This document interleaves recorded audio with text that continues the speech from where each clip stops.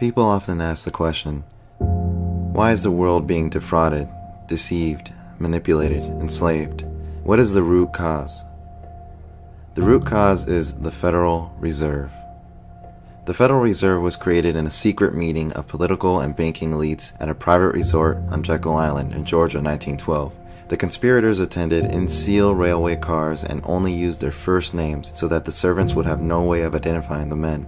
From their own memoirs, these men admitted to their conspiratorial plans. Out of this secret meeting came the most powerful privately and foreign-owned corporation the world has ever known. Through its control of our money, the elite that own the Fed control other banks, assets, corporations, media, politicians, militaries, and ultimately you. The Federal Reserve is the head of the snake, the root cause of the entire enslavement of humanity. The Fed system is designed to imprison us through never-ending debt and fool us into believing our money has value, when it is in fact worthless, backed by nothing, based on debt, created out of thin air, recipe for enslavement. And this system was also designed to one day crash. The debt bubble we are currently living in is unimaginably large, and when it bursts, the world is going to experience financial chaos like it has never seen before, and it is only a matter of time. Were it not for this insidious, privately owned organization, we would be living in a completely different world and reality. In the end, things really didn't have to turn out this way. We did not have to adopt a debt-based financial system. We did not have to allow the bankers to enslave us all with debt.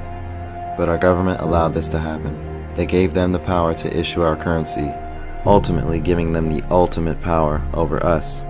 And this was the plan all along.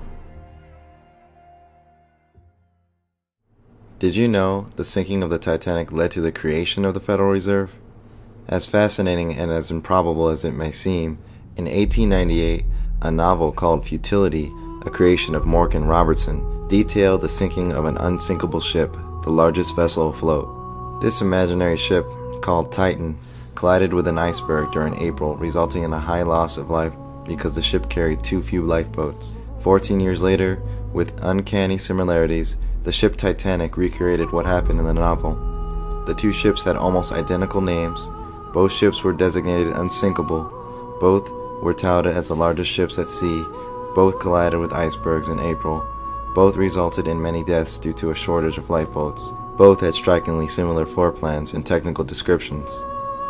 Benjamin Guggenheim, Isidor Strass, the head of Macy's department stores, and John Jacob Astor, one of, if not the wealthiest man in the world at the time, were all killed when it sank. Those three men were the main opposition to the creation of the U.S. Fed. By April 1912, all opposition to the Federal Reserve was eliminated. In December 1913, the Federal Reserve was born, controlled by the elite banking cabal, whose ultimate agenda is to enslave humanity. Could all this be coincidence? I think we can no longer afford to believe in such illusions.